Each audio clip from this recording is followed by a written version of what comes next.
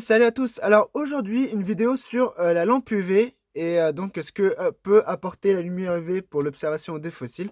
Donc pour l'exemple, j'ai utilisé 4 fossiles du Liban, donc Iacocéphale, des oeufs, une des crevettes et là une raie, donc Cyclobatis si je me trompe pas.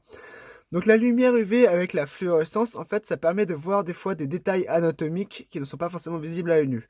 Et donc j'ai utilisé ces 4 fossiles pour vous faire cet exemple. Donc on va commencer avec le Thylacocéphale. Donc je vais mettre les 4 de côté. Donc en vrai, j'ai déjà fait les observations. Donc je connais déjà un peu le résultat, mais c'est pour vous montrer. Donc là, j'ai des lunettes pour me protéger de la lumière UV, parce que ça peut abîmer les yeux. Donc il est important de se protéger. Donc je vais fermer la lumière en haut, hop, hop, et voilà, la lumière UV. Donc voilà le résultat avec la lumière UV. Et là, en vrai, pour vous dire, bah, on voit pas grand chose. C'est bête, hein. Mais c'est comme ça. En fait, on voit, il n'y a rien qui en sort réellement. Voilà. Donc à la base, j'avais acheté la lumière UV pour le Thylacocéphale, pour voir si on pouvait observer des choses, et au final, on n'observe pas grand-chose. Donc voilà, le Thylacocéphale, c'est un échec. Mais si j'ai apporté d'autres fossiles, c'est pour vous montrer qu'on peut faire autre chose avec. Donc on va prendre les oeufs.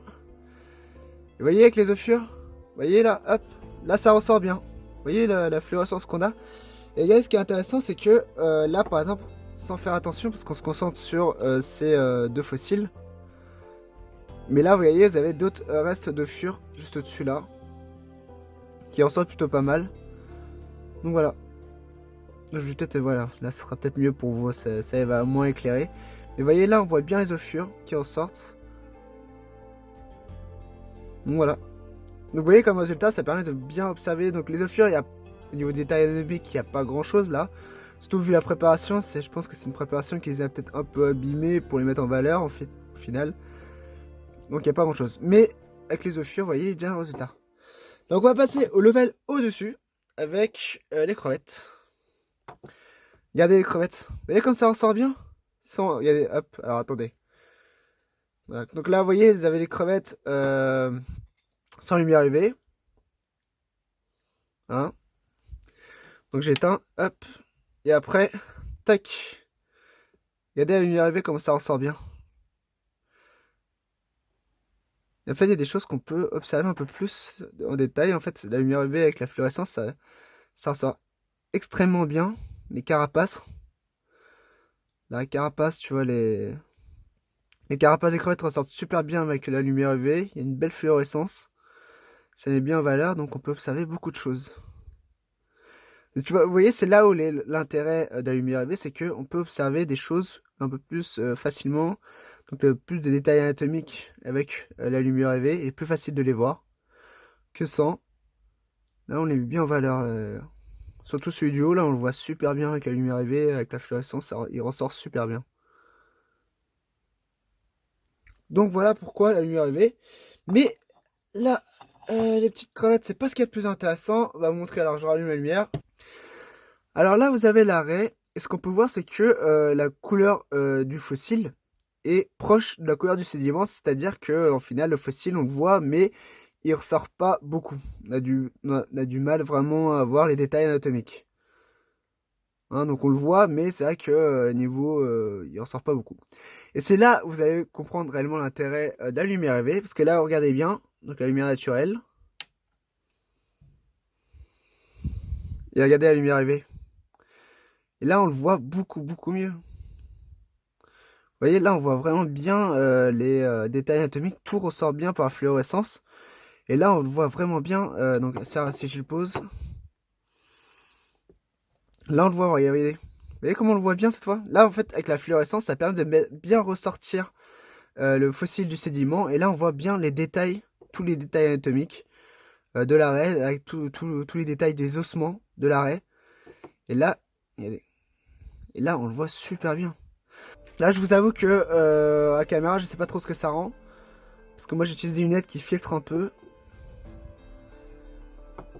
Mais vous voyez comme ça ressort bien là? On voit bien les détails anatomiques.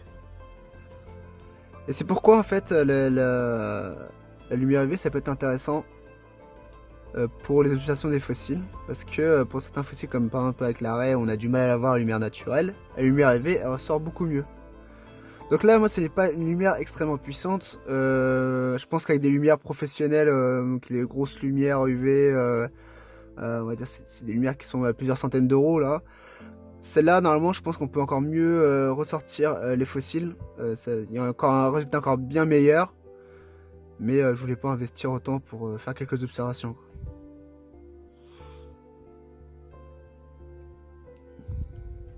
Donc voilà. Là, on voit bien les détails. Hein. Regardez là. Et donc c'est là l'intérêt un peu de cette lumière UV, c'est que avec les fossiles, je voulais mettre les 3 qui ressortent réellement. Hein. Et vous voyez, avec certains fossiles, eh bien, ils ressortent plus facilement que d'autres. On voit plus les détails.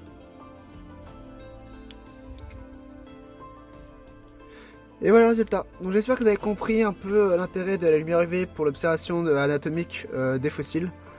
Je pense que pour le thylakocéphale, j'en ai déjà parlé un peu de cet intérêt. Et c'est pour ça que je voulais essayer avec le thylakocéphale. Et que malheureusement, moi, ça marche pas avec le mien.